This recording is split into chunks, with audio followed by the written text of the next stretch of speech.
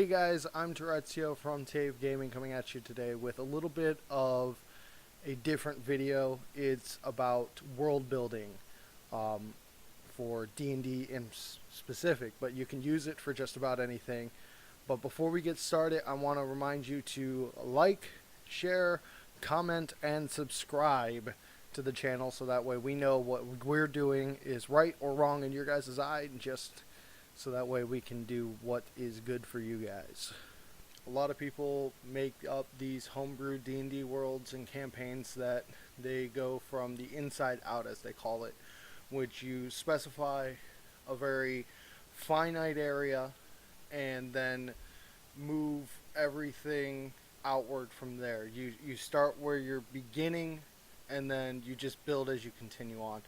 And in my eyes, it builds a very, how to put this, disjointed world in my opinion.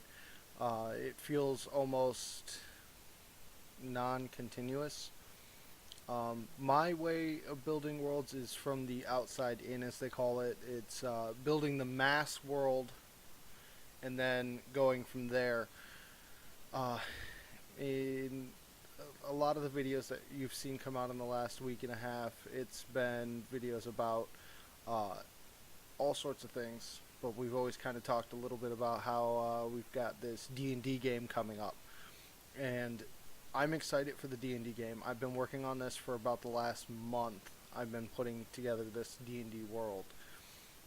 The world is called Iskana, and it has several nations and several different ways of being different than your stereotypical D&D world. And I want to go into about how to build something like this. My first point is that you're going to want to start with an idea of what you want your world to look like. Because it's a pretty clear fact that once you know what someplace looks like, you can kind of determine where people are going to be around to migrate towards. Like in America, we've got this giant vast desert over here, and then you've got your Great Lakes and forests over here. And where do people end up? You've got more people living over here where the forests and the lakes are than over in the desert. It's just a matter of what resources are around, what resources are better for them, and easier to work with. So you want to work from the outside in, going from what your world looks like, what is in each area, and then kind of making your politics go with that. In my world, there's 4 nations and then a council that unifies those nations. You've got Sunar, which is an elven nation. You've got Dredge, which is the dwarven and the gnome nation. You've got Asnestin, which is the half-orc and halflings. And then you've got Lundria, which is the humans, and then a hodgepodge of different things. It's kind of, each of those 4 nations have their very specific types of land, and the way their country is melded together gives them very specific things.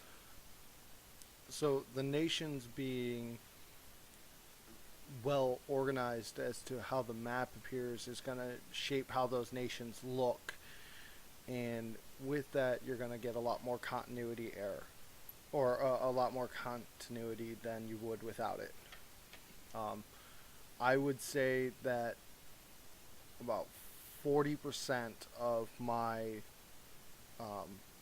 D&D world building comes from just creating the map itself and the way the politics work in it as to each nation's boundaries. So that's just one step of many.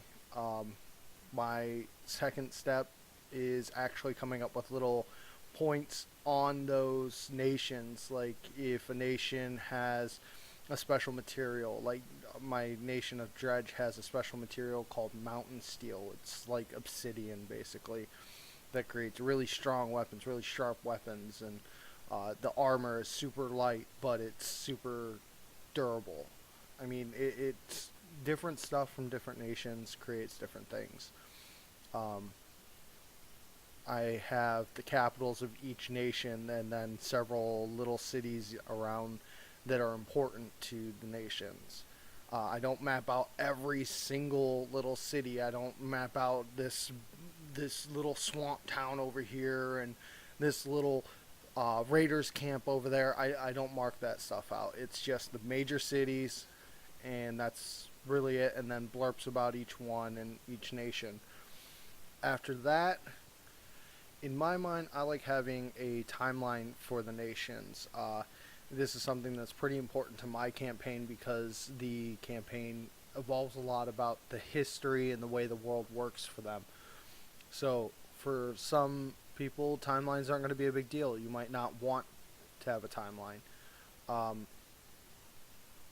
I think that a timeline helps keep things, in a very concise order. Uh, I know why a lot of the dwarves hate elves, or why a lot of the half-orcs are rebels against all nations, and stuff like that. It makes it a very flowing way of keeping your rules for yourself together as a GM or a DM. Um, I'd also say that a more extensive timeline can also be an issue. If you go into every day of every month of every year, you're making a lot more work for yourself than you need to have. I would just put simple, like, couple sentences about every couple of years. Like, if you think that year 14,373 in the third era needs to know that in the third month on the fourth day that this guy picked his nose. I don't think that's necessary. I don't think we need to know that this random dude just picked his nose. You really only need to put in the big stuff, like if a war was started between two nations, or if there was a race war, stuff like that. Something large and significant is what I would put in your timelines. My only other thing that I really put in before getting into actual campaign writing is heroes, and this is something not everyone has in their campaigns, and it's really dependent on the GM or the DM in question. Some like to bring in historical artifacts or pieces of magical equipment that were used by heroes. And if you have your timeline and you've got blurps about each nation, you know what you kind of want to go with, then you're going to end up having your heroes, and they're going to have very historic things to go with. Whereas if you don't, that's fine. There's no big deal about not having heroes. Maybe you just don't like having that whole hero theme in these mystic artifacts and stuff like that. I think that my nation, as I've got it, is a very important way of doing it, having these heroes. But not everyone needs that sort of stuff in their backgrounds. So that's just a little bit about world building to try to get stuff moving and creative flowing. If you've got any questions, especially if you're trying to come up with something, I'm currently working in D&D 5th Ed, but I also have done work in Shadowrun and Pathfinder. I've done work in Warhammer 40K. So, I mean, if you've got any questions, please let me know down below in the comment section, and I will try to answer them as well as I can. If not in the comment section, then maybe on another video. So that's about it for today. I know, short, simple, sweet, to the point, but it's a good way of bringing you a little bit of world building for a D&D game and kind of get you into the mindset that I have, especially for this upcoming gameplay that I'm going to get to you guys. I know I keep talking about it. This game will come out.